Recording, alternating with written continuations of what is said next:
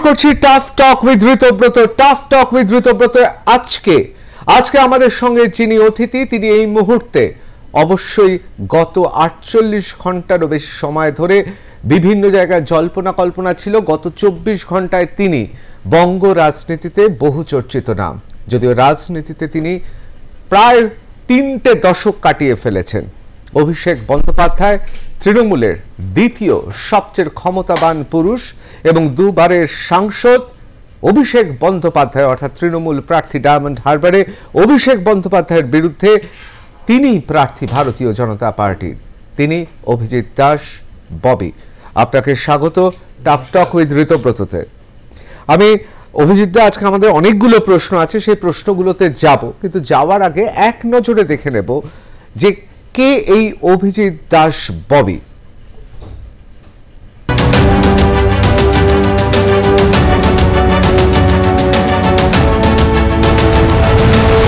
তৃণমূল কংগ্রেসের সেনাপতি, সর্বভারতীয় সাধারণ সম্পাদক, ডায়মন্ড হারবারের দুবারের জয়ী সাংসদ অভিষেক বন্দ্যোপাধ্যায় এবার তৃতীয়বারের জন্য তাকেই প্রার্থী করেছে দল।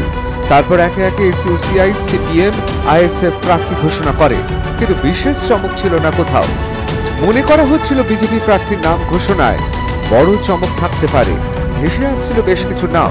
তবে সমস্ত জল্পনার অবসান ঘটিয়ে ডায়মন্ড হারবারে বিজেপি প্রার্থী করল অভিজিৎ দাস ওরফে ববিকে। কিন্তু কে এই ববি? এর আগেও 2009 ও 2014 সালে ডায়মন্ড হারবারে প্রতিদ্বন্দ্বিতা করেছেন ববি, কিন্তু প্রতিবারই তিনি তৃতীয় স্থানে ছিলেন। 1988 সালে আরএসএস এ যোগদান, একই বছরে এবিভিপিতে যোগদান। 2000 সাল পর্যন্ত আরএসএস ও এবিভিপির বিভিন্ন দায়িত্ব সামলেছেন। 2001 থেকে 2008 পর্যন্ত আরএসএস এর প্রচারক ছিলেন গঙ্গাসাগরে। 2009 সালে প্রথমবারের জন্য ভোটে লড়েন। ডায়মন্ড হারবার লোকসভা কেন্দ্রে বিজেপির হয়ে প্রতিদ্বন্দ্বিতাও করেন। 2010 থেকে 2013 সাল পর্যন্ত বিজেপি যুব মোর্চার সহসভাপতি। 2014 সালে ফের একবার ডায়মন্ড হারবারে বিজেপি প্রার্থী। 2015 থেকে 2019 পর্যন্ত দক্ষিণ 24 পরগনার জেলা সভাপতি। 2019 সালের পর থেকে রাজ্য বিজেপির বিভিন্ন দায়িত্ব সামলেছেন। 2022 সালে বিজেপির জাতীয় পরিষদের সদস্য হন। 2024 লোকসভা নির্বাচনে ফের ডায়মন্ড হারবারের বিজেপি প্রার্থী। 2009 ও 2014 লোকসভা নির্বাচনে ডায়মন্ড হারবারে বিজেপি তৃতীয় স্থানে ছিল, কিন্তু 2019-এ বিজেপি প্রার্থী করে নীলাঞ্জন রায়কে। সেইবার বিজেপি দ্বিতীয় স্থানে উঠে আসে। যদিও সাফল্যের নেপথ্যে অভিজিৎ দাসের সাংগঠনিক দক্ষতাকেই মান্যতা দেয় স্থানীয় কর্মী সমর্থকরা। গত লোকসভা ভোটের মুখে তার উপর হামলার ঘটনাও ঘটে। শুধু কি তাই, একাধিক মামলা করা হয় তার বিরুদ্ধে। পলাতক দেখিয়ে চার্জশিট পর্যন্ত দাখিল করা হয় আদালতে। দীর্ঘ 35 বছরের রাজনৈতিক জীবনে অনেক ওঠানামা দেখলেও লড়াই কখনো থামাননি। হয়তো তাই নরেন্দ্র মোদীর বিশেষ আস্থাভাজন। এখন দেখার 2024 লোকসভা ভোটে ডায়মন্ড হারবারে কি হয়। অভিষেক বন্দ্যোপাধ্যায়ের জয়ের হ্যাট্রিক, নাকি প্রার্থী হিসেবে হ্যাট্রিক করার পর ডায়মন্ড হারবার কেন্দ্রটি রাজ্যের শাসক দলের কাছ থেকে ছিনিয়ে নেবেন অভিজিৎ দাস ওরফে ববি। আর+ নিউজ। 3 দশকের বেশি সময় ধরে রাজনীতি করছেন। অনেকে বলেন একটু ঠোঁট কাটা স্বভাবের, অর্থাৎ মিষ্টি বা মধুর কথায় বা মধুর বচনে মানুষকে ভোলান না। আর সেই জন্যও নাকি দলেও তার অনেক শত্রু। সত্যি কি তাই? সত্যি কি পুরনো চাল ভাতে বাড়ে বলে এবার প্রার্থী করা হলো অভিজিৎ দাস ববিকে? নাকি সেটিং এর জন্য তিনি পাঠার বলি? আমি প্রথম এই প্রশ্নটা দিয়েই শুরু করব। আমরা রবীন্দ্রদেব মহাশয়কে দেখেছি, তিনি জিতেছেনও ভোটে অনেকবার, তো অনেকবার তাকে শুধুমাত্র পার্টির কথা ভেবে রেখে প্রতিদ্বন্দ্বিতা করতে হয়েছে অনেক জায়গায়। আপনি কি তাহলে ভারতীয় জনতা পার্টির বঙ্গ বিজেপির রবীন্দ্রদেব হতে চলেছেন? মানে আমার প্রশ্নটা যে পার্টির কাউকে একটা ওখানে দাঁড় করাতে হতো, সেই জন্য আপনাকে দাঁড় করানো হয়েছে। এমনিতে সেটিং হয়েই গেছে। অভিষেক বন্দ্যোপাধ্যায় তিনি লোকসভায় যেতে প্রায় প্রস্তুত, এরকমটা ধরে নিয়েই বঙ্গ বিজেপি, কেন্দ্রীয় বিজেপি আপনাকে শুধুমাত্র বলির পাঠা করলো। অনেকেই ভাবছেন সেটিংয়ের জন্য আপনাকে মাসুল দিতে হবে। মানে ভাবছে এটা কে? আপনারা মিডিয়া পার্সনরা, নাকি তৃণমূল, নাকি সিপিএম এর লোকেরা? আচ্ছা, আপনারা কি মনে করেন বিজেপি কি একটা সোকল্ড একটা চিপ দল তৃণমূলের মতন? কমিউনিস্টদের কথা বাদ দিন, ওদের তো এখন মাইক্রোস্কোপে দেখতে হবে। যাদের এমএলএ নেই তাদের বিষয়ে আমি আলোচনা করতে নারাজ। আপনি এটা তো মানেন যে ডায়মন্ড হারবার হচ্ছে শুধুমাত্র পশ্চিমবাংলার নয়, সারা ভারতবর্ষের মধ্যে সব থেকে সেন্সিটিভ একটা লোকসভা, একমাত্র লোকসভা যেখানটায় পঞ্চায়েত নির্বাচনে কোনো নমিনেশন করতে দেওয়া হয়নি 2018-এ। 2023-তে যেখানে কিছু নমিনেশন হয়েছে এবং তারপরে কাউন্টিং করতে দেওয়া হয়নি। আপনি তো মানেন ভারতবর্ষের মধ্যে একমাত্র লোকসভা যেখানটায় অ্যাসেম্বলি ইলেকশনের পরে 2021-এ বিজেপির প্রার্থীকে কাউন্টিং হলের বাইরে পিটিয়ে মেরে তাকে 1 মাস কোমা অবস্থা থেকে তো অবশ্যই মারা যায়। তা সেই জায়গায় বিজেপি যখন প্রার্থী দেবে, সব থেকে রক্ত ঝরেছে যেখানটায়, সেই জায়গাটা কি সেটিং করে দেবে? এটা বিশ্বাস। আর এমন একজন প্রার্থীকে সেই সেটিং এর বলি করবে যার অভিষেকের ক্রিমিনাল বাহিনীর জন্য যার মাকে হারাতে হয়েছে, যে যাকে 25-30 কিলোমিটার 2014-এ মিডিয়াতেও এসেছিল যে প্রতিদিন আমি 25 থেকে 30 কিলোমিটার ক্যাম্পেনিং করেছিলাম পায়ে হেঁটে, তারপর নিচের পোর্শনটাকে পঙ্গু করে দেওয়া হবে। আজকে আমার পায়ের পুরো লিগামেন্ট সমস্ত অকেজিও আবার অপারেশন করতে হবে, দুবার অপারেশন হয়েছে, পায়ে প্লেট বসানো, স্পাইনাল কর্ড ফ্র্যাকচার। মানে এখনো কি আপনার পায়ে প্লেট বসানো? হ্যাঁ, আমি তো কারোর সাপোর্ট ছাড়া আমি এখন সিঁড়ি দিয়ে উঠতে পারি না। পর কেস করেই গেছে, কেসের পর আমি নাকি পালিয়ে বেড়াচ্ছি। আমি নিজেই লিগাল অ্যাডভাইজার, তাই আমি স্পষ্ট যত এসপি এসছে প্রত্যেকে বলেছি আমি কোনো জামিন নেব না, ক্ষমতাকে অ্যারেস্ট করুন, দেখবো আপনাদেরকে আমি। তো ওরা অ্যাবসকন্ডিং দেখিয়ে আমাকে একের পর এক চার্জশিট পেশ করে গেছে অ্যাবসকন্ডিং দেখিয়ে, এবং তারপর কোর্ট থেকে ওয়ারেন্ট ইস্যু জারি করে রেখেছে। ইভেন 2019-এ ওর এত ভয়, আমাদের পার্টি যেখানে সিদ্ধান্ত নিয়েছে, আমি হচ্ছে জেলা সভাপতি, 2টো লোকসভা আমার আন্ডারে, যার ফলে আমাকে প্রার্থী করলে আমার অন্য লোকসভাটা ডিপ্রাইভড হবে, যার জন্য আমাকে পরিষ্কার বলে দেওয়া হলো যে আপনি জেলা সভাপতি হিসেবে 2টো লোকসভা জেতানোর চেষ্টা করুন। এবং এদিকে দাঁড়িয়েছিল নীলাঞ্জন রায়, ওইদিকে মথুরাপুরে দাঁড়িয়েছিল হচ্ছে শ্যামপ্রসাদ হালদার। এবং এটাও জেনে রাখো যে 2014-এ আমি যেখানে প্রায় 17%-এর মতো ভোট পেয়েছিলাম, সেখানে মথুরাপুর 2014-এ ভারতবর্ষের 543টার মধ্যে সব থেকে লোয়েস্ট ভোট পেয়েছিল, সেটা হচ্ছে 5.21%। যার ফলে আমার আলাদা করে রেসপন্সিবিলিটি এসে গিয়েছিল একজন জেলা সভাপতি হিসাবে যে মথুরাপুরের রেজাল্টটা যাতে ভালো হয়। এবং ন্যাচারালি মথুরাপুর 2019-এ একমাত্র লোকসভা যেটা 8 গুণ ভোট বাড়িয়েছিল, হয়তো জিততে পারিনি, 8 গুণ ভোট বাড়িয়ে 38% করেছিল। এবং যার ফলে 2019-এ 2টো জায়গায় ফাইট দেওয়ার মতো আমরা করেছিলাম, যার ফলে 1400 বুথ আমরা জিতেছিলাম 2019-এ ডায়মন্ডে। মাত্র 333টা বুথে প্রায় 90% নাকি ওকে ভোট দিয়েছে বলে সেখানে ছাপ্পা মেরে জিতে গেল অভিষেক ব্যানার্জি। 2014-এ আমার এগেনস্টে যখন দাঁড়ায়, আপনি বলবেন হ্যাঁ 3rd পজিশন পেয়েছেন, হেরে গেছিলেন। আরে হার জিত তো আছেই, একজন জিতলে আগে হারবে, কিন্তু জেতার মতো তো জিততে হবে। বিষয়টা হচ্ছে যে ও কত ভোট পেয়েছিল? 71,000 ভোট। 36,000 ভোট যদি ওর কাছ থেকে টেনে নেওয়া যেত, ও তো হেরে ভূত হয়ে যেত, ও থরি সাংসদ হতো। আমি এখানেই আসছি, আপনার হিসেব অনুযায়ী 36,000 ভোট, কিন্তু সেই সংগঠনটা তো নেই। সংগঠন আছে আপনার ডায়মন্ড হারবার লোকসভা 1995-এর পরে 15 বছর ওখানে বিজেপি প্রার্থী দেয়নি লোকসভাতে। 2009-এ আমি প্রথম হয়েছিলাম। দক্ষিণ চব্বিশ পরগনা আপনি তো জানেন যে গ্রামের এরিয়া, ওখানটা ডেভেলপমেন্ট খুবই কম, এবং সেইখানটায় আপনার বাকি যে 3টে লোকসভা তার থেকে আমি 2009-এ ডবল পেয়েছিলাম। এটাও নিশ্চয়ই স্ট্যাটিস্টিক্স আপনার আছে, কারণ আপনি এত একজন ঋতব্রততা এতদিনে একজন আমাদের কাছে একদমই লেখা আছে। এবং আপনি এটাও জানেন যে 2014 মানে 5 বছর পর আবার যখন ইলেকশন হয়, দক্ষিণ চব্বিশ পরগনার 4টে লোকসভার মধ্যে যেখানে আপনারা মিডিয়ারা যাদবপুর বা জয়নগরকে হাইলাইটস করেছিলেন, সে তাদের থেকে ডবল ভোট পেয়েছিলাম ডায়মন্ড, এবং জয়নগরের থেকে 3.5 ভোট বেশি পেয়েছিলাম। এটাও নিশ্চয় আপনাদের কাছে রয়েছে। তো বিষয় হচ্ছে যে সেই সময় আমার কাছে কমপ্লেন করেছে, আমি মিডিয়া থেকেও পাঠিয়েছিলাম, 400-র মতো বুথে ছাপ্পা মেরেছিল অভিষেক বাহিনী, নইলে 36,000 ভোটে জিততে পারতো না, সে সময় হেরে যেত। তো যে লোকটা বারবার ছাপ্পা মেরে জিতছে, ভোট লুট করছে, যেখানে কোনো ডেমোক্রেসি নেই, তাকে এই সংসদে পাঠানোর জন্য এত মিডিয়ার কেন এত উৎসাহ, আমি তো বুঝে পাই না। আমি এই প্রশ্নে আবার আসবো, কিন্তু আমি যে প্রশ্নটা করব এবার, যে এবারকার প্রার্থী হওয়ার ফলে 2014-তে আমরা জানি নীলাঞ্জন বাবুকে প্রার্থী করা হয়েছিল ভারতীয় জনতা পার্টি, 2019-এ, এবং 2019-এ তখন আপনি জেলার দায়িত্বে অর্থাৎ সাংগঠনিক দায়িত্বে, কিন্তু অভিমান হয়েছিল। এবার কি অভিমানটা ঘুচলো? কে বলেছে আপনাকে অভিমান হয়েছে? অভিমান হলে জিততে পারে। 1400 বুথে আমরা জিতি, 1912টা তো বুথ ছিল, 1400 বুথে তো বিজেপি জিতেছে। একটু তো অভিমান হয়েছিল তখন। আমাকে পার্টি পরিষ্কার করে দিয়েছিল যে তুমি জেলা সভাপতি, আপনি জেলা সভাপতি, আপনাকে দুটো জায়গায় দাঁড়াতে হবে। আমাকে যদি ক্যান্ডিডেট করতো মথুরাপুরে কোন 38% হতো, আপনারা তো নিজেরাও দেখছেন মথুরাপুরে জিতে যাবে, কি করে বলছেন?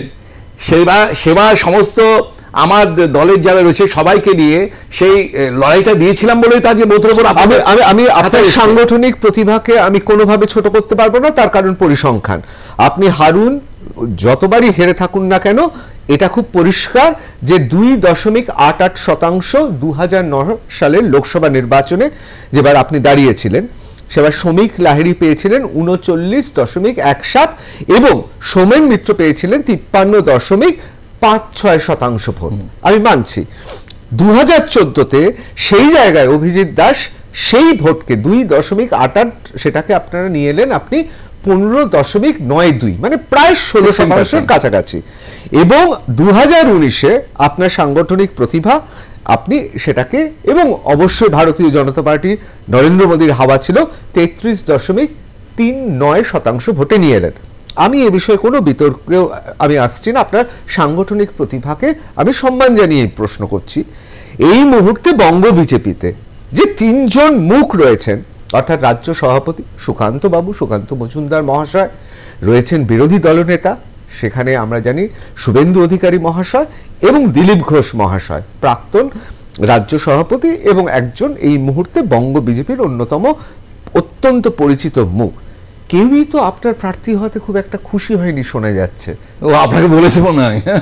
না, আমরা তো সেই রকম উৎফুল্ল বাইট দেখতে পাচ্ছি না। আমাকে তো প্রত্যেকেই ফোন করেছে, আমাকে রাজ্য সভাপতি, আমি তো জানি না, আমাকে রাজ্য সভাপতি, রাজ্যের সাংগঠনিক সম্পাদক অমিতাভ দা, সাধারণ সম্পাদক যিনি আমাদের ওজিএস আছেন, এবং আমাদের দিলীপ দা, আমাকে শুভেন্দু দা, প্রত্যেকে ফোন করে বলেছেন। আমি তো জানি না, আমাকে জানতে হয়েছে ওনাদের কাছ থেকে, আরে তোমাকে প্রার্থী করা হয়েছে, লড়ো, জিতে আসো।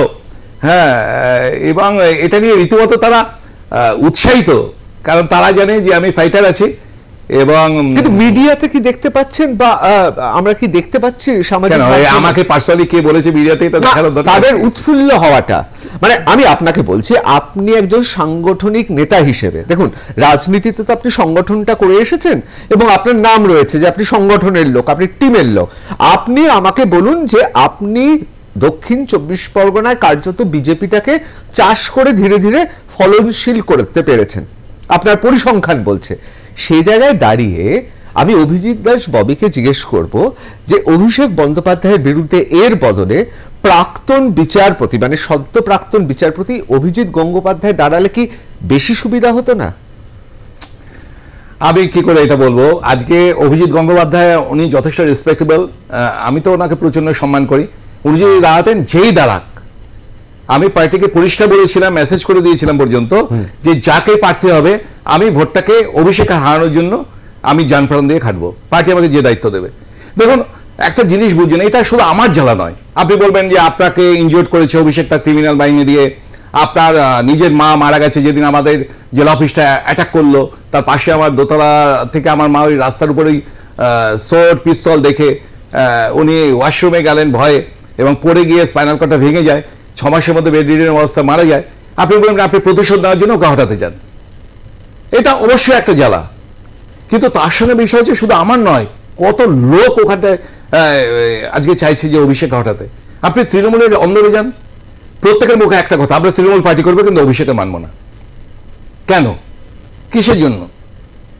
আপনি তো ঋতব্রত দা, আপনার তো যে কোনো জার্নালিস্টকে আপনি পাঠান, তাকে আপনি বলুন যে তৃণমূলের এরিয়াতে যেতে, সেখানে গিয়ে তার তৃণমূল পরিবারকে বলবে যে হ্যাঁ আপনি কি তো তৃণমূলের, তারা বলবে হ্যাঁ। আচ্ছা আপনি কি তৃণমূল পার্টিকে ভোট দেন? হ্যাঁ দেন। তাহলে 2018 সালে ভোট দিয়েছেন, তারা যদি 10টা লোক, ওই 16-17 লক্ষ ভোটারের মধ্যে আপনি মাত্র 10টা লোককে বেছে নিয়ে আসুন এই স্টুডিওতে, যে তারা বলবে আমরা 2018 সালে আমরা তৃণমূলকে ভোট দিয়েছিলাম। আমি 10টা আঙুল এখনই কেটে আপনার টেবিলে রেখে দেবো।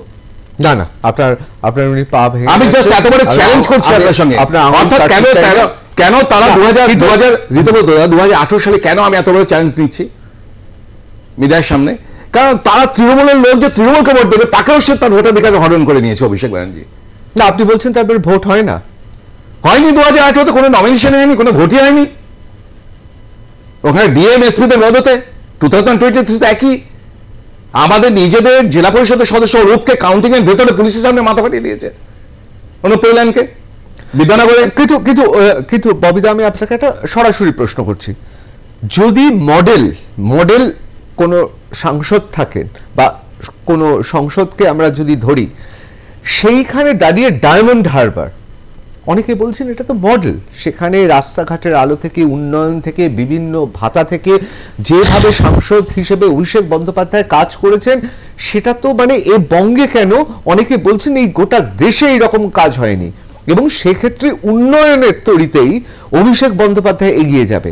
মানে বিরোধিতা করতে গেলেও এটা তো অস্বীকার করতে পারবেন না।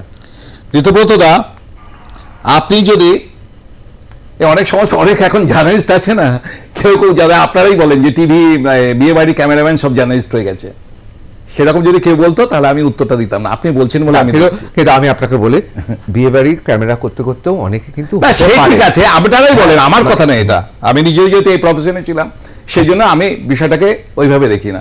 আমি আপনাকে বলছি, আপনি বললেন যে মডেল সাংসদ, আচ্ছা একটা সাংসদ তার এই যে মডেল যে হবে তার কি আছে যোগ্যতা, সেটাও ভেরিফিকেশন করা দরকার।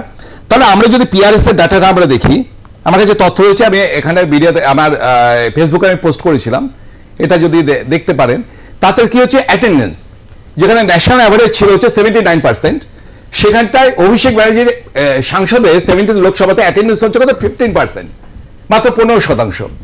নাম্বার অফ ডিবেটস কত, যেখানে ন্যাশনাল অ্যাভারেজ হচ্ছে 46.2, ও ডিবেটস মাত্র হচ্ছে 2। নাম্বার অফ কোশ্চেন কত, যেখানে ন্যাশনাল অ্যাভারেজ হচ্ছে 210, ও হচ্ছে 84, প্রাইভেট মেম্বার হচ্ছে 0। আচ্ছা 16 লোকসভাতে 2014 থেকে 2019 তার এলাকায় তো উন্নয়ন হয়েছে। আপনি সাংসদ হিসেবে বলতে চাইছেন, আমি ওই দিকে অ্যাঙ্গেলে ঢুকছি। এটা হলো আপনার অ্যাটেন্ডেন্স, যে মাত্র 15% হাজির হয়, ন্যাশনাল অ্যাভারেজ যেখানে হচ্ছে 79%। এবার হচ্ছে আমার যে সাংসদ, আপনি যে সাংসদ হবেন, আপনাকে এমপি করা হলো এলাকার উন্নয়নের জন্য।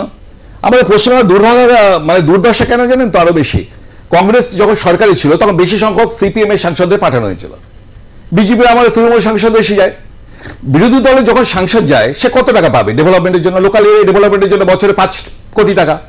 তা বছরে 5 কোটি টাকা ধরুন, আমাদের ডায়মন্ডে ধরুন 1956টা বুথ, নিয়ার অ্যাবাউট 2000, 5 কোটিকে 2000 দিয়ে ভাগ করুন, কত টাকা আসবে? বুথ প্রতি 25,000 টাকা। 25,000 টাকা আপনি কি ডেভেলপমেন্ট করবেন? বড় জোর একটা 32 ইঞ্চি একটা এলইডি টিভি। আমি বোঝাতে পারছি? তাহলে অভিষেক ব্যানার্জির সাংসদ টাকায় এলাকার কোনো ডেভেলপমেন্ট হয় না, আর আপনি পঞ্চায়েতের মাধ্যমে যে ডেভেলপমেন্ট, ওর সঙ্গে ওর কি সম্পর্ক? কিন্তু সাংসদ হিসাবে অভিষেক ব্যানার্জি তার উদ্যোগে আমি লেট মি ফিনিশ। সাংসদ হিসাবে অভিষেক ব্যানার্জি একদম এক্সপেরিমেন্টালি ফেলিওর পারসন, গত 10 বছরে প্রমাণিত। কেন আরো প্রমাণিত? যে ও সাংসদ তহবিলের জন্য এমপি লাইনে যে টাকাটা পাঠানো হয়েছে, সে টাকার মধ্যে 5 কোটি, আবার বলছি 5,04,31,600 টাকাও ফেরত পাঠিয়ে দিয়েছে। তার স্ট্যাটিস্টিক্স। তবে জনগণের জন্য সাংসদের মাধ্যমে জনগণের ডেভেলপমেন্টের জন্য যে সাংসদ কোটায় যে টাকাটা এসছে এমপি লাইনে, সেই টাকাটা খরচা করতে ফেরত চলে গেল। আর আপনি অভিজিৎ বাবু যে ডাবল ইঞ্জিন সরকারের কথা বলেছেন, অনেকে বলেন সাংসদ হিসেবে ডায়মন্ড হারবারে অভিষেক বন্দ্যোপাধ্যায়, যেহেতু রাজ্যে তৃণমূলের সরকার রয়েছে, সেই জন্য সেখানে একেবারে ডাবল ইঞ্জিন সরকার রয়েছে। একদিকে সাংসদ, অন্যদিকে রাজ্য সরকারের পরিষেবা এবং তার উপভোক্তার সংখ্যা। ও সাংসদ হওয়ার দরকার কি? আপনি সাংসদের অ্যাঙ্গেলে গেছেন, আমি কিন্তু সাংসদ হিসেবে আপনাকে ওর মধ্যেই রাখতে হবে। আপনাকে ও তো এমনি পার্টি নেতা হিসেবে ডেভেলপমেন্ট করতে হতো, ওদের সরকার তো চালাচ্ছে, করেছে তো, এটা তো মানছে। কিছু করেছে ওরা, দলের লোকেরা চুরি করেছে। ভোট আপনার মেইন যে ডেভেলপমেন্ট হয় পঞ্চায়েত এরিয়ায়, পঞ্চায়েতের মাধ্যমে, পঞ্চায়েত ভোট টাকাই তো জন্য করতে দিচ্ছে না। আপনার 2013 থেকে 2018 প্রতিটা পঞ্চায়েতে অ্যাভারেজে প্রতিটা গ্রাম পঞ্চায়েত এসেছিল 17,23,00,000 টাকা। ঠিক আছে, অর্থাৎ অ্যাভারেজ প্রতিটা বুথে প্রায় 1.5 কোটি টাকার মতো ডেভেলপমেন্টের জন্য এসেছিল একটা সেন্ট্রাল থেকে। কেউ বুথে ডেভেলপমেন্ট দেখাতে পারবে 1.5 কোটি টাকা? টাকাগুলো কোথায় গেল? যেগুলো ছিটে বাড়ি ছিল, যেগুলো তৃণমূল পঞ্চায়েত সদস্য আজকে 2 তলা 3 তলা 4 তলা বাড়ি করেছে, 4টে 5টে করে ফ্ল্যাট কিনে রেখে দিয়েছে তারা। এই ওদের ডেভেলপমেন্ট। আমি তো যে রেলওয়ে বোর্ডের মেম্বার ছিলাম, সেই সূত্রে সারা ভারতবর্ষ ঘুরতে হয়। আমি উড়িষ্যাতে খুর্দা ডিভিশন ইন্সপেকশন শেষে আমি পুরীতে 2 দিনের জন্য আমি গিয়েছিলাম মন্দিরে পুজো দিতে। তো ওটা হোটেলগুলো, আমার তো একটু নিজস্ব একটু কিউরিয়াস মাইন্ড আছে, তো আমি জিজ্ঞেস করছিলাম ওখানে হোটেলগুলো সব নিজ রয়েছে তৃণমূল নেতারা, আপনি আছেন কোথায়? সব পঞ্চায়েতের প্রধান উপপ্রধান না, এগুলো দেখুন একটুখানি। অবশ্যই আমি এবার একটু অন্য প্রসঙ্গে যাব, পরিসংখ্যানের বাইরে। কোথাও কি মনে হচ্ছে যে একজনকে খুব মিস করছেন? মানে আমি এই কারণে বলছি, রাজনৈতিকভাবে নওশাদ সিদ্দিকী দাঁড়াচ্ছেন না আইএসএফ এর। অনেকে ভেবেছিল ভারতীয় জনতা পার্টির রণনীতি যে আইএসএফ এর মাথায় কাঁঠাল ভেঙে ডায়মন্ড অধিকার করবে। মনে হচ্ছে আপনাদের মিডিয়ার খবর, আপনার মিডিয়া দুঃখ হচ্ছে না আপনার? আপনাদের মিডিয়া ওকে মিডিয়া টাইগার বানিয়েছে। ভাঙড় ছেলে কোথায় আছে? অল্প জলে ব্যাঙাচি বেশি লাফায়, তাকে নিয়ে আপনারা যদি প্রজেক্ট করেন। আইএসএফ এর কি আছে আপনি বলুন তো? প্রথম কথা, বিজেপিকে নওশাদ সিদ্দিকীর জন্য বিজেপি তৈরি হয়েছে যে তার কি দেবে তারপর আমাদের ক্যান্ডিডেট হবে। এই ভাবনাটা মিডিয়ার পক্ষে পুরো ভুল। নওশাদ সিদ্দিকীর একটা এমএলএ, তাকে নিয়ে চিন্তা করার মতো বিজেপি নেই। আর ডায়মন্ড হারবারে আমি বারবার যেটা বলছি, এখানে পার্টি নির্বিশেষে ভোট হবে। কে দ্বিমুখী লড়াই, ত্রিমুখী লড়াই, চতুর্মুখী, এইসব কিচ্ছু হবে না। এখানে কেউ তৃণমূলের বিরুদ্ধে ভোট দেবে না, কেউ সিপিএম এর বিরুদ্ধে ভোট দেবে না, কংগ্রেসের বিরুদ্ধে ভোট দেবে না, বিজেপির বিরুদ্ধে ভোট দেবে না। এখানে প্রত্যেকে প্রাইম অ্যান্ড ফরমোস্ট টার্গেট হচ্ছে, সিঙ্গেল টার্গেট হচ্ছে অর্জুনের চোখের মতন, যে অভিষেক ব্যানার্জিকে ডায়মন্ড থেকে উৎখাত করতে হবে। কারণ ওর জন্য মানুষের রাইটস কেড়ে নিয়েছে, ডেমোক্রেটিক রাইটস কেড়ে নিয়েছে। ভারতবর্ষের সব থেকে বড় বৃহত্তম গণতান্ত্রিক দেশ, সেখানে মানুষ তার ভোটাধিকার দিতে পারছে না, বিরোধী পক্ষ দলের লোকেরা পাচ্ছে না, ইভেন তৃণমূলের লোকেরা ভোট দিতে পারছে। অবশ্যই, কিন্তু ভোটাধিকার প্রয়োগ করতে পারছে না কেন? ক্রিমিনাল বাহিনী। আপনি তাহলে আমি ধরে নিচ্ছি, আপনার তর্কে ধরে নিলাম যে ক্রিমিনাল বাহিনী রয়েছে। এই যে বাহিনী রয়েছে, সেই বাহিনীকে আটকাতে কি অভিজিৎ দাস ববি পারবেন? আমি ফিনিশটা করতে পারলাম না। বলুন। আমি সিপিএম এর যখন ছিল, আপনারা তো নিশ্চয়ই জানেন, আপনি আমার প্রাসটাও জানেন যে ক্রিমিনাল কত। আমি পুলিশের তখন সিপিএম এর শেষ সময় পুলিশ বাহিনী তো সিপিএম এর কন্ট্রোল ছিল নেতাদের, এবং আমি অনেক ক্রিমিনালকে আমি গ্যারেজ করেছি। তো বিষয়টা হচ্ছে যে প্রথম তৃণমূলে প্রথম 2-3 বছর খুব ভালো ছিল। অভিষেক যখন রাজনীতিতে ঢুকলো, পুলিশের মধ্যে এই তৃণমূলের প্রেম প্রীতি চলে এলো। এবার আপনি ক্রিমিনালের বিরুদ্ধে আপনি তাদের দমন করতে পারেন, পুলিশের বিরুদ্ধে আপনি মুভমেন্ট করতে পারেন। ক্রিমিনাল পুলিশ যদি একজোটায় কি হবে?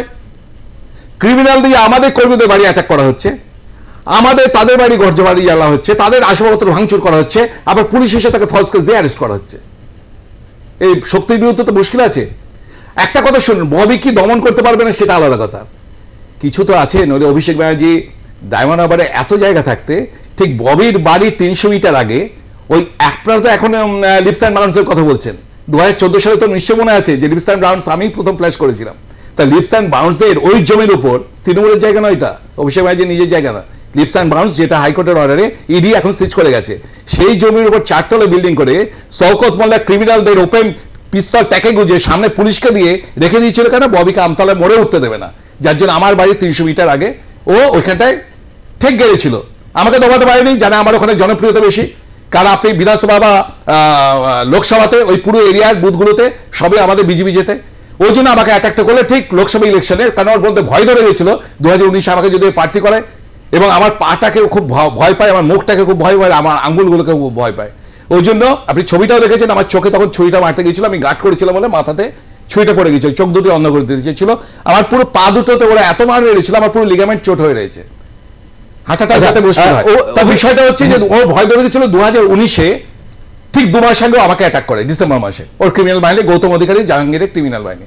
শুধু তাই না, যেটা আপনারা জানেন না, যে সমস্ত ফল কেসগুলো করে গেছিল, আমি যেহেতু জামিন নেইনি, যখন আমাকে দেখলাম ইলেকশন আগে আমাদের তো নিয়ম আছে যে যা কেস ফেস আছে সব জামিন নিতে, নইলে পুলিশ দিয়ে হ্যারাস করবে। আমি যখন আলিপুর কোর্টে, আমি নিজেও লিগাল অ্যাডভাইজার, আমার প্রচুর অন্তত 30-40 জন আলিপুর কোর্টে আমার লয়ার রয়েছে। আমি 6 মাস আমার কোনো ফাইল খুঁজে পাইনি জিআরএস সেকশন থেকে। এটা কোনো মিডিয়া যায় না, জেনে রাখুন। আলিপুর কোর্টে গিয়ে জিজ্ঞেস করবেন যে কোনো লয়ারকে, পুরো ফাইল হাফিস করে দেওয়া হয়েছিল। লোকসভা ইলেকশন 2 মাস পরে যেখানে ফাইল সেখানে আমার পাওয়া গেছে। মূল কারণ যে আমি সার্টিফিকেট কপি তুলি যাতে জামিন না নিতে পারি, এবং ওই কেসগুলো থেকে যেগুলো ওয়ারেন্ট করেছে, যদি আমার নামটা ঘোষণা হতো তাহলে সঙ্গে সঙ্গে আমাকে গ্যারেজ করে রেখে দিত, 3 মাসটা আমি বের করতে পারি।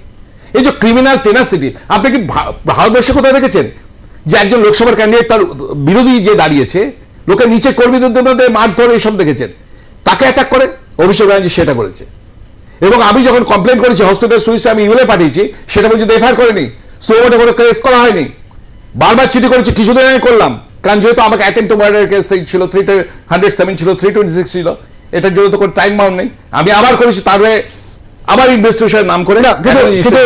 কিন্তু অভিজিৎ দাস ববি তো সাধারণ লোক নয়, যদি সত্যি কোনো ব্যক্তি নির্বাচনে এই ধরনের ঘটনা ঘটিয়ে থাকে, তাহলে কেন্দ্রে তো আপনাদের সরকার বা নির্বাচন কমিশন কোনো পদক্ষেপ গ্রহণ করবে না। আপনাদের অ্যাকচুয়ালি বিষয়টা কি হচ্ছে, আমরা তো অ্যাকচুয়ালি এইসব বিষয় যারা যায় না তারা বাইরে থেকে এটা বলে নির্বাচন কমিশন রাজীব কুমারকে এখানে সে ইলেকশন করাবে নাকি, নির্ভর করবে কার উপর, ডিইওর উপর। ডিএম মানে ডিস্ট্রিক্ট ইলেকশন কমিশন অফিসার, ডিইওটা কে আছে আমাদের ডিএম। তা ডিএম তো একই মেশিনের একই সবকিছু নিয়ে তো পঞ্চায়েতটা করিয়েছে। আপনি জাস্ট উদাহরণ দেখুন যে 3 দিনের ওই যে ঘোরা মিটিংটা করেছিল, আপনি মানে সূর্যের আলো দেখলে ডায়মন্ডবাসী দেখতে পাইনি, এত ফ্লেক্স আর হোর্ডিং ব্যানারটা নিয়েছে। নিশ্চয়ই দেখেছেন যে আমি আপনাদের সাংবাদিকদের গ্রুপেও দিয়েছিলাম। আমাকে ওগুলো খোলাতে অন্তত 7 দিন আমাকে মেহনত করতে হয়েছে,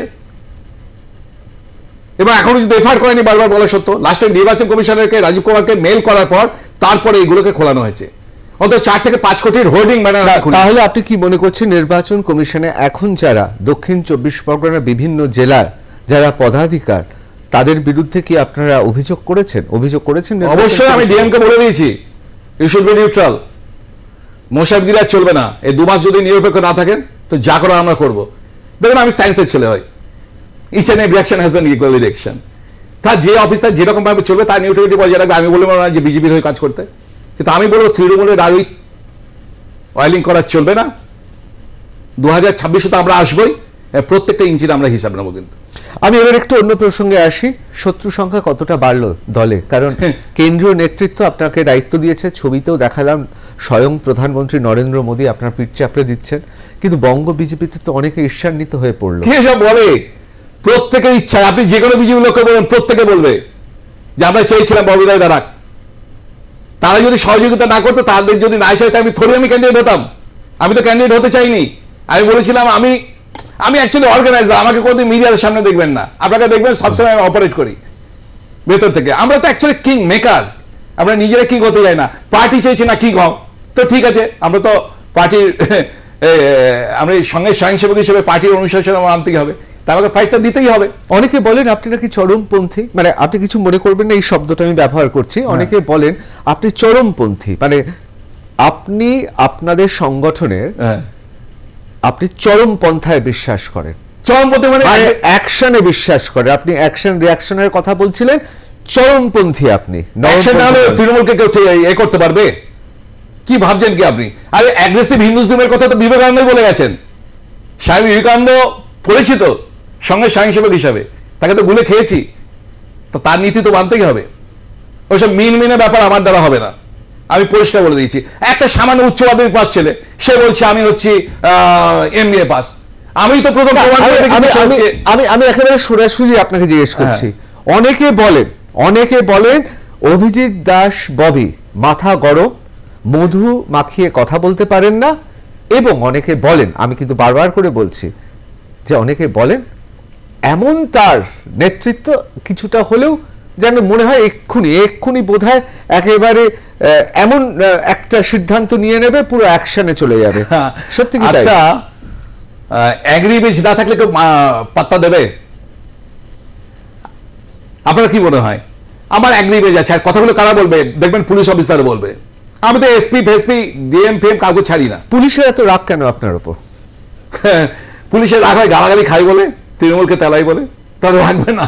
আচ্ছা, এটা কি ঠিক? আপনি আইন নিয়ে পড়া, আপনি তুখোর ছাত্র বা বিজ্ঞানের ছাত্র আমি জানি, আইন নিয়ে পড়েছেন শুধুমাত্র পুলিশের সঙ্গে লড়াই করবেন বলে? একদম, এই ব্যাপারে আমার কোনো কিছু নেই।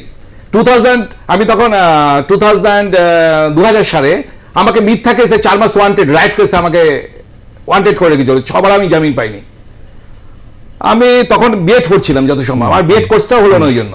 তারপরে এমফিল করেছি, এমফিল কোর্সেও আমার কমপ্লিট হয়নি। যাদবপুর ইউনিভার্সিটিতে ওমেন স্টাডিজ আমি ছিলাম 2001-এ। পরপর রাইট কেসে বারবার আমার কোর্সগুলো কমপ্লিট হয়েছে, আমার 3টে ডিগ্রি হলো না, পোস্ট গ্রাজুয়েট ডিগ্রি, যার পর পিএইচডিটাও কমপ্লিট হলো না। এই পুলিশের জন্য দুঃখ আছে পিএইচডির জন্য।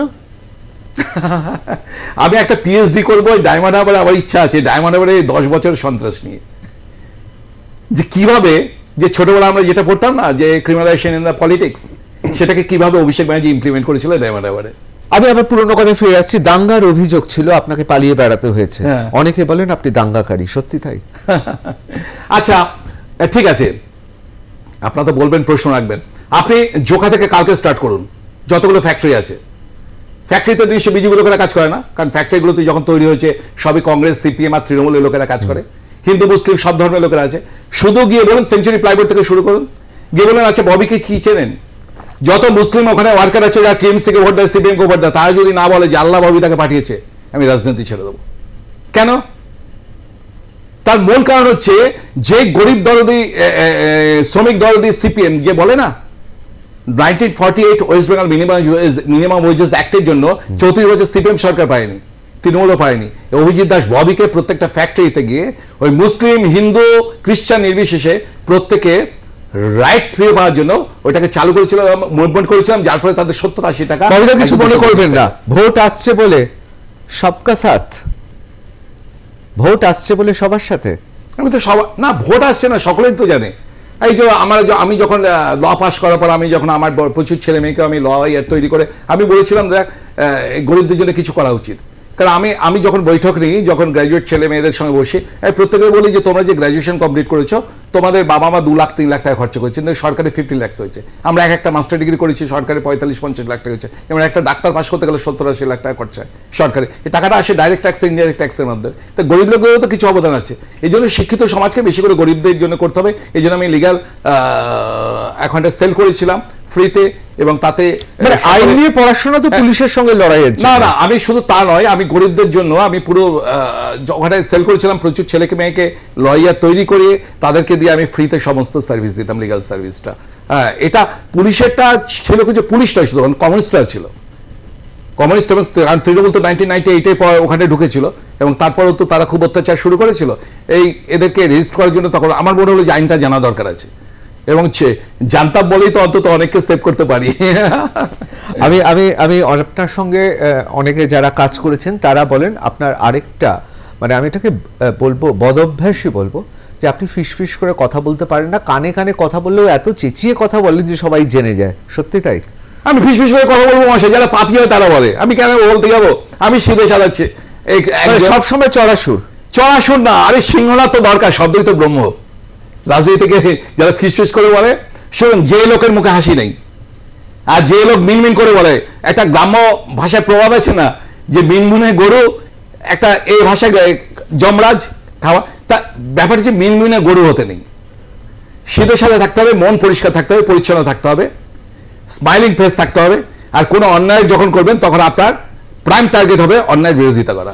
অভিজিৎ বাবু, আপনার এখনো চাবুক শরীর, নির্মেদ শরীর, সত্যি দেখে ভালো লাগছে। বলছেন প্লেট আছে, কিন্তু কোথাও কি অনেকে বলেন যে আপনি নাকি অস্ত্র চালাতে পারেন, তরোয়াল থেকে শুরু করে লাঠি থেকে শুরু করে আরো অনেক অস্ত্র চালাতে পারেন। এ তো আপনি সেই এর মতন কথা বলছেন। আমার মনে আছে 2015-এ যখন এই আপনার গিয়াসউদ্দিন মোল্লা উস্থিতে প্রায় 100টার পুরোপুরি হিন্দু দোকান পুড়িয়ে দিয়েছিল তার ক্রিমিনাল বাহিনীকে নিয়ে, এবং তারপর সেটা মুভমেন্ট করেছিলাম যখন, তখন তখনকার অ্যাডিশনাল স্পিকার গিয়ে বলছি যে ইমিডিয়েট হিন্দু ছেলেগুলোকে কেন অ্যারেস্ট করা হলো এই দাঙ্গার জন্য, তো বিষয়টা কি? উনি ফট করে আমাকে একটা কথা বলেছিলেন, আপনি তো আর্মস সাপ্লাই করেন। তখন আমি তাকে একটা বলেছিলাম, উর্দি যদি না খুলে ফেলিয়ে তো আমার নাম ববি না। সত্যি কি আপনি অস্ত্র কারোর হাতে তুলে দিয়েছিলেন, বা আপনার বিরুদ্ধে যে অভিযোগ ছিল? এই হাতটা হচ্ছে, এই হাতে 4-5টা পোস্ট গ্রাজুয়েট ডিগ্রি আছে, কলম ছাড়া কিছুই তুলেনি, pen is sharper than sword. আর এই কলমটাকে আর ববির এই আঙ্গুলটাকে অনেকেই ভয় পায়। ঠিক আছে, আপনার অভিষেক ব্যানার্জিও ভয় পায়, কারণ অভিষেক ব্যানার্জির এগেইনস্টে যত ওর যে ভুয়া যে ডিগ্রি, এখানে আমি তার সম্পর্কে আলোচনা করবো না, কিন্তু অভিজিৎ দাস ববিকে এটা স্বীকার করতেই হবে।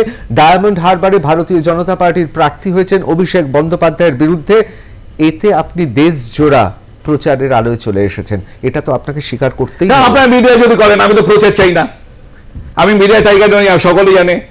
আমি কোনোদিন ফিল্ড ছাড়িনি, আমার পুরো লাইফটাই হচ্ছে পুরো একদম দাঁত কামড়ে পড়ে থাকা, এবং এটাও দেখবেন এই ভোটে আপনার মিডিয়ার কিচ্ছু দরকার নেই, যা করার আমি করে দেবো। না, আমি আমি আমি আপনাকে একদম সরাসরি প্রশ্ন করছি। সত্যি আমার খুব খারাপ লাগে অনেক সময় আপনাদের কথা ভেবে। আপনারা যারা ভারতীয় জনতা পার্টির হয়ে লড়ছেন দীর্ঘদিনের, আপনি তো আজকের নয়, আপনি পুরনো সৈনিক, আমি আপনাকে আজ থেকে চিনি না। যখন ভারতীয় জনতা পার্টি 2% মানে 2.88% ভোট পেয়েছে, সেই সময়ও আপনি কাজ করে গেছেন, এটা আমি নিজের চোখে দেখেছি বিভিন্ন সময়। আপনার মাথা ফেটেছে, বিভিন্ন রাজনৈতিক কারণে আপনাকে পলাতক থাকতে হয়েছে, বামেদের সময়ও আপনাকে পলাতক থাকতে হয়েছে, বামেদের সময়ও আপনাকে দাঙ্গাবাজ এরকম বলা হয়েছে, আপনার কাছে অস্ত্র আছে, আপনার কাছে অস্ত্র সরবরাহ করেন, এরকম অনেক অভিযোগ এসছে। আমি বলছি এই রকম লড়াকু একজন নেতা যখন শোনেন যে ভারতীয় জনতা পার্টির সঙ্গে পশ্চিম বাংলার শাসক তৃণমূল কংগ্রেসের বিভিন্ন ঘটনায় মানুষের সামনে মাঝে মধ্যেই, এটা বামেরা কংগ্রেসরা বলে, আমি শুধু তাদের বলা না, সাধারণ মানুষের অনেকেই কোথাও ভাবতে শুরু করেছে একটা সেটিং আছে, আর সেই সেটিংয়ের ফলে ভারতীয় জনতা পার্টি অনেকগুলো কাজ করে উঠতে পারেনি। সেই জায়গায় দাঁড়িয়ে আপনার মতো রক্ত ঝরা কর্মী নেতা তাদের বলির বখরা করা হচ্ছে, এই কথাটা শুনলে কেমন লাগে?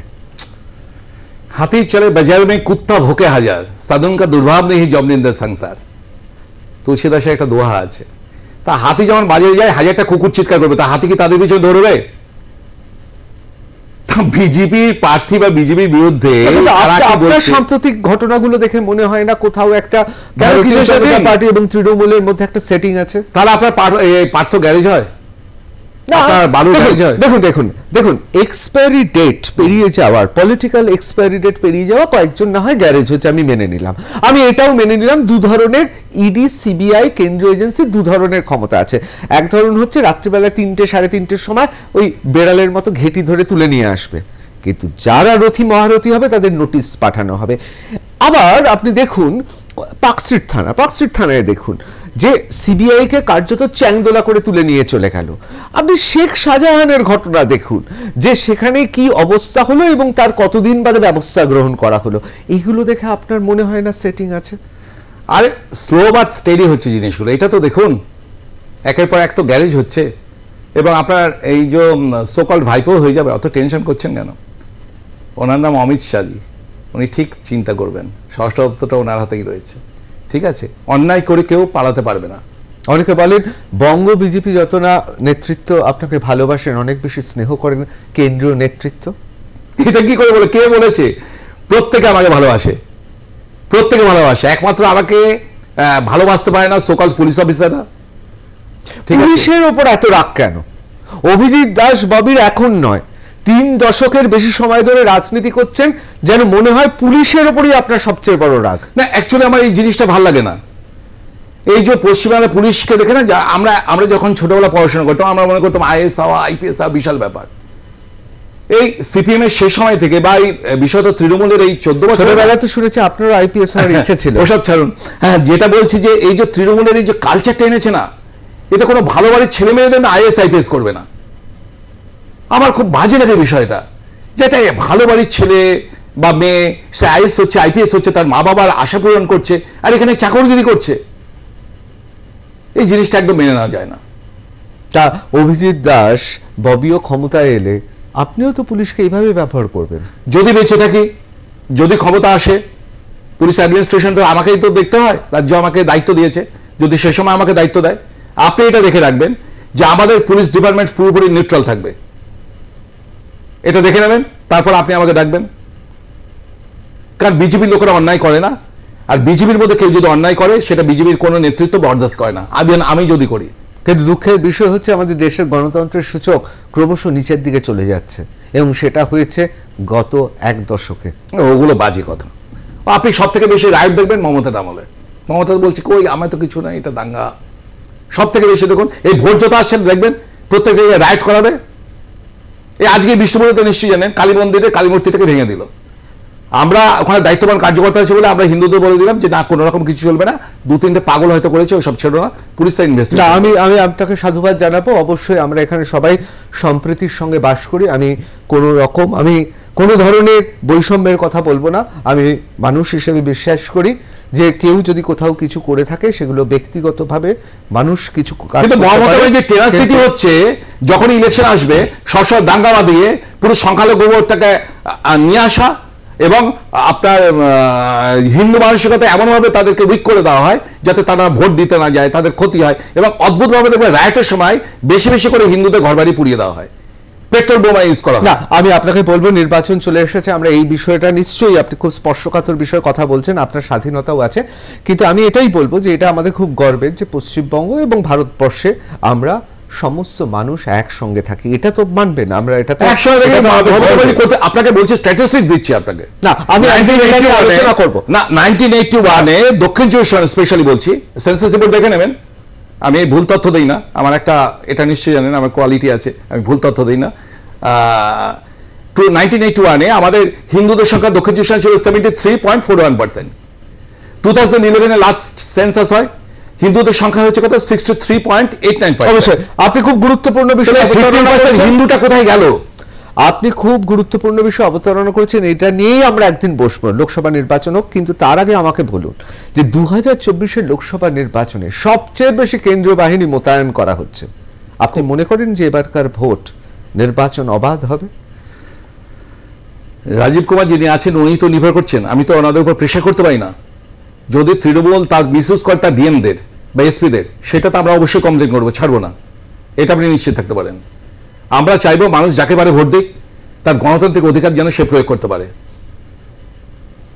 তৃণমূলের এইটা জমিদারি বেশি দিন চলবে না, যে প্রতিবার ইলেকশন, পঞ্চায়েত ইলেকশনে যেভাবে তখন রাজ্য ইলেকশন কমিশন চলে নিয়ে তাদেরকে মিসইউজ করেছে ওরা, এবারে যাতে মিসইউজ না করতে পারে ডিএমদের, প্রত্যেক ডিএম এবং এসপিকে আমরা রিকোয়েস্ট করেছি আপনারা আপনাদের নিউট্রালিটি বজায় রাখুন, কারণ আইএস আইপিএস হচ্ছেন আপনার বাবা মার অনেক কষ্টসাধ্য সাধনার ফলে। এই তৃণমূলীরা আপনাদের আইএস আইপিএস করেনি যে তাদেরকে আপনারা এত ওয়েলিং করবেন। আশা করি তারা তাদের কাজটা পালন করবে। আমি মনে করি as a public servant they should be neutral.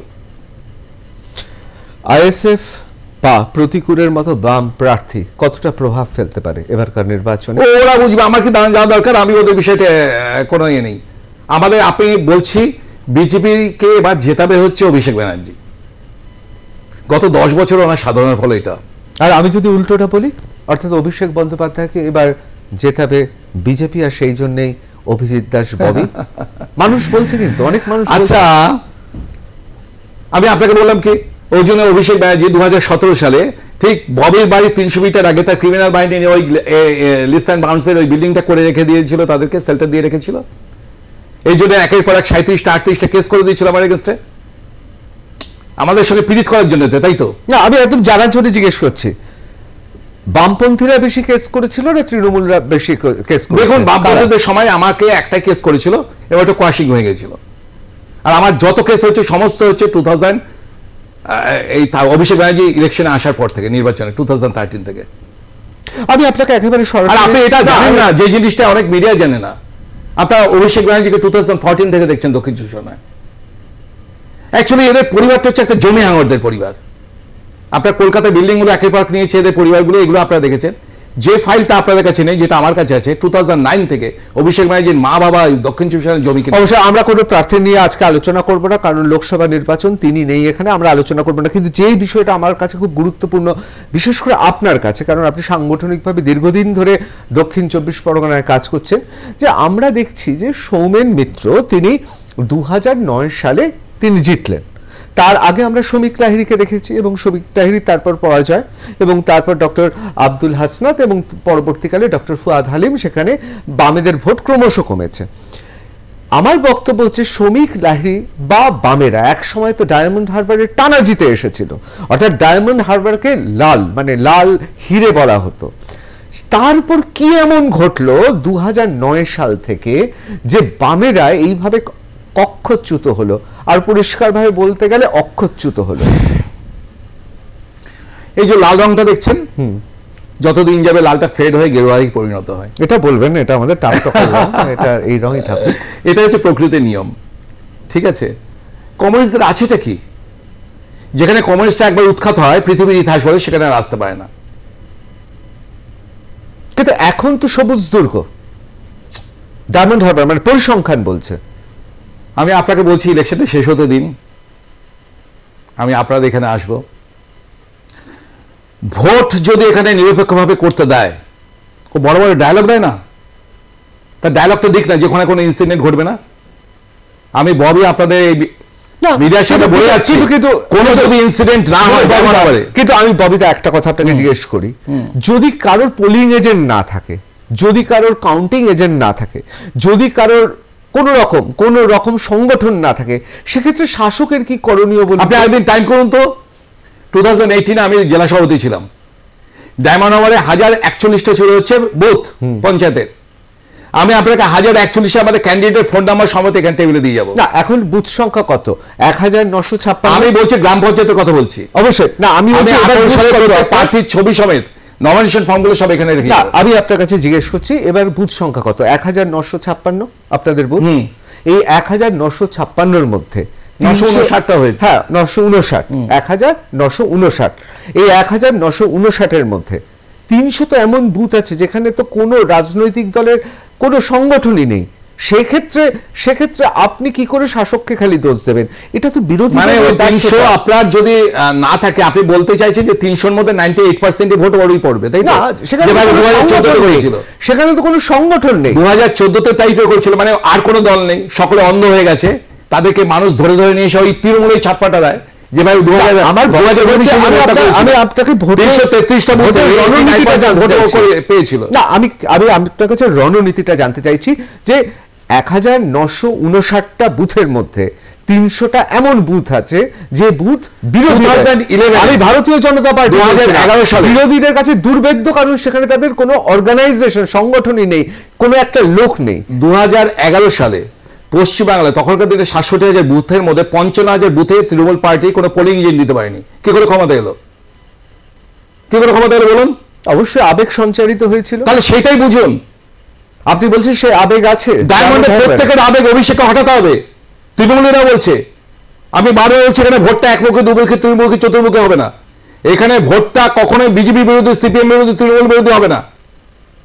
এখানে ডেমোক্রেসি অবশ্যই বজায় হবে। অভিষেককে না হটালে কেউ মানুষ তার নিজের রাইটস খুঁজে পাচ্ছে না, তৃণমূলের নিজের পছন্দ মতো ভোটটা দিতে পারছে না। অবশ্যই। আমি এবার একটু লাইটার মোডে যাচ্ছি, আপনি উত্তেজিত হয়ে যাচ্ছেন।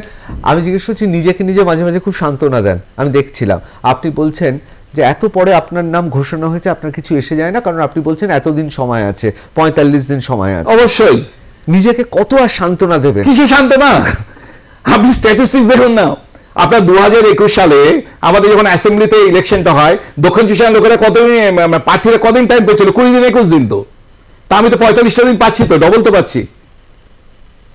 আপনি যদি পজিটিভ চিন্তা না করেন, মোদীজি কি বলেছেন, পিছন দিকে তাকিও না, তাহলে সামনে এগোতে পারবে না। পজিটিভ থিঙ্কিং যদি আপনার মধ্যে না থাকে, কি করে তাহলে ডেভেলপমেন্ট হবে? তাই সারাদিন ভাবতে হবে কংগ্রেস 70 বছর কিছুই করেনি, মোদীজি তাহলে কিছুই করতে পারবেন না। আপনাকে সবসময় পজিটিভ চিন্তা করতে হবে। আমাদের সামনে 45 দিন আছে। আমাকে প্রার্থী হওয়ার ঘোষণার সঙ্গে সঙ্গে 50% কাজ আপনারাই করে দিয়েছেন গতকালকে থেকে, যে ববি ক্যান্ডিডেট হয়েছে। আমি কিন্তু কারো কাছে যাইনি, আপনারাই নিজেরাই করে দিয়েছেন ক্যাম্পেনিং। হবে না, কার বিরুদ্ধে দাঁড়িয়েছে? দেশ জোড়া প্রচার। অভিষেক ব্যানার্জি 2014-এ যখন দাঁড়িয়েছিলাম, 20 কোটি টাকা খরচা করেছিল, একটা দেয়াল আমার জন্য রাখেনি। আমি 3 দিন শুধু ভেবেছিলাম যে কি করে ক্যাম্পেনিং এ নামবো। আমি দেনের দেয়ার 12,000 হ্যান্ডবিল, যেটা আমি পাঠিয়েছিলাম আপনাদের হোয়াটসঅ্যাপে, 12 লাখ হ্যান্ডবিল ছাপিয়েছিলাম। প্রত্যেকদিন 25 থেকে 30 কিলোমিটার করে হেঁটেছি। বিভিন্ন মিডিয়াতে সে সময় এসেছিল। প্রত্যেকদিন 25 থেকে 30 কিলোমিটার। মানে আমার সঙ্গে যারা থাকতো, আমার সঙ্গের লোকেরা চেঞ্জ হতো, আমি কিন্তু চেঞ্জ হতাম না, এক বিধানসভা থেকে আরেক বিধানসভায়। এই উইল ফোর্সটা ছিল। তার কারণ আমরা সঙ্গের ট্রেন স্বয়ংসেবক, সঙ্গ আমাকে এই শিক্ষাই দিয়েছে যে কোনো কাজে, যেটা স্বামী বিবেকানন্দ বলেছিলেন যে চরৈবতী হোক আমাদের মূল মন্ত্রধ্বনি। আমাদের থামিয়ে থাকা চলবে না, ফিল্ডটা কমপ্লিট করতে হবে। সে অর্জুনের সে পাখির চোখের মতন অভিষেককে ব্যানার্জির থেকে অভিশাপ থেকে ডায়মন্ডকে মুক্ত করতে হবে। এই ভগবান আমাকে এই কাজটা দিয়েছেন, পার্টি আমাকে দায়িত্ব দিয়েছেন, এই কাজটা আমাকে কমপ্লিট করতে হবে। এর বাইরে আমার অন্যদিকে কোনো কিছু তাকানোর নেই। কিন্তু আপনি যার নাম বারবার বলছেন, যিনি সেখানে বিদায়ী সাংসদ, যিনি আপনার এবং আপনারা যারা লড়ছেন তাদের মূল প্রতিদ্বন্দ্বী, তিনি আপনাদের আমলই দিচ্ছেন না। গায়ে জ্বালা হচ্ছে না? গায়ে জ্বালা লাগছে না? আমি আপনাকে বললাম, যদি কিছু নাই থাকতো তাহলে এতবার কেন অ্যাটাক করলো, আর কেন এত কেসে কেসে জর্জরিত করলো? ঢোড়া সাপকে কেউ মারে? আপনি বলছেন আপনি ঢোড়া সাপ না, সে তো ওই জানে ভালো করে। না, আপনার কি বক্তব্য? সে তো ওই জানে ভালো করে। আমি এবার একটা একদম অন্য প্রসঙ্গে উত্থাপন করছি। দেখুন, ছবি তো কথা বলে, ছবিতে মানুষকে চেনা যায়। মাননীয় প্রধানমন্ত্রী তিনি আপনার পিঠ চাপড়ে দিচ্ছেন সহাস্যে, এবং একজন তার পাশ থেকে আপনার পরিচয় তিনি জানেন, তার আপনার সম্পর্কে কি বলছেন? এ ছবি আমি দেখেছি। কার কথা বলছেন? হেমন্ত বিশ্ব শর্মা? না, আমরা যে ছবিটা দেখছিলাম। অ্যাকচুয়ালি আমি খুব লাজুক ছেলে, আমি তো স্টেজের এক কোণে দাঁড়িয়ে আছি, হেমন্ত বিশ্ব শর্মাজি এসেছিলেন, তো উনি এসে আমার অর্গানাইজেশনের ক্যাপাবিলিটি দেখেছিলেন, আমার সাথে চ্যালেঞ্জ করেছিলেন যে মথুরাপুরে তুমি 1500 তোমার 1526টা বুথ আছে, তুমি নিয়ে আসতে পারবে 1200 জনকে, টাইম বাকি ছিল 16 ঘন্টা। আমার কাছে কোনো ব্যাপার না। উনি ভাবছেন কি বলছে কি, আমি বলছি আমি বলছি তো। তা 1200 জন উনি বলেছিলেন 1526টা বুথ সভাপতির মধ্যে, তা উপস্থিত হয়েছিল তখন 1493 জন। ঠিক আছে, মাত্র ওই ক ঘন্টার মধ্যে। তারপর উনি আমাকে জড়িয়ে ধরলেন। তা যেদিন মোদিজির মিটিং হয় ডায়মন্ডে, তা আমি এক কোণে দাঁড়িয়ে আছি। আমি তো এমনি লাজুক ছিলাম, আমাকে যতই দেখুন আমি কিন্তু খুবই লাজুক। আমার বাড়িতে মানে আমার কাকা জ্যাঠাদের বাড়িতে ছোটবেলা থেকে যেতাম না, কোনো বিয়ে বাড়িতে গেলেও বা অনুষ্ঠান বাড়িতে গেলে আমি চুপচাপ খেয়ে চলে আসি। তা সেখানটা আমি দাঁড়িয়ে আছি কোণে, হেমন্ত বিশ্ব শর্মাজি আমাকে ডাকলেন। কিন্তু খুব একটা লাজুক লাগছে না। তার ডাকার পরে উনি মোদিজিকে বলছেন, দেখবেন আঙ্গুল তুলে উনি মোদিজি বলছেন এই হচ্ছে ববিদা, মানে আমাকে চাঁদ মামার মতন সবাই ববিদা বলে, এমনকি আমার ভাইপো বলে, কাকা বলবো না, সকলে ববিদা বলে, তুমি ববিদা। তো বলছে ববিদা, ইনি হচ্ছে ববিদা দা রয়্যাল বেঙ্গল টাইগার, আসলি টাইগার হ্যাঁ। তা তখন মোদিজি আমাকে, আমার সারা জীবন ধন্য হয়ে গেল। ওরা প্রচন্ড গায়ে জুড়ুন, আর আমি তো রোগা লিগ পেকে লাইট ওয়েট লিডার, এমন জুড়ুনি পিঠ চাপলেন, আমি 3 দিন ধরে এই ব্যথার সুখানুভূতি হয়েছিল। অবশ্যই, কিন্তু অনেকে বলে না আসলে হেমন্ত বিশ্ব শর্মা বলেছিলেন যে আপনি টাইগার মানে আপনি অ্যাকশনের মাস্টার। আমি অভিষেকের মতো মিডিয়া টাইগার নই, এটা জেনে রাখবেন। আমি মিডিয়াতে, ও কোনোদিন মাঠে খালি পায়ে মাটিতে হেঁটেছে ডায়মন্ডের? আমি বলছি তিনি এখানে নেই, আপনার প্রতিদ্বন্দ্বিতা করছেন। অ্যাকশন যদি হতো না, যদি অ্যাকশন হতো, ডায়মন্ডে এত ইনসিডেন্ট ঘটলো, আমার তো চিমটি কাটলেও ক্ষমতা ছিল। আমি বলছি অ্যাকশন যদি বলতে পারি, আমি আমাদের যেটা প্রভাবস আছে যে pen is sharper than sword, এদিক দিয়ে আমি মাস্টার আছি।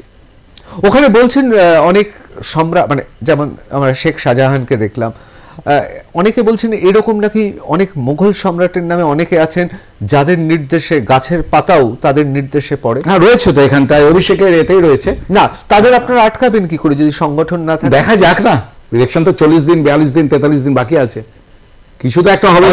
অনেকে বলে এত কিছু অভিযোগ হচ্ছে তার কারণ নাচতে না জানলে উঠোন বেঁকা। দেখুন একটা কথা বলবো, এরকম না, এর থেকে বড় বড় হোমরা চোমরা সব ছিল উত্তরপ্রদেশে, সব ওখানে ইতিহাস হয়ে গেছে।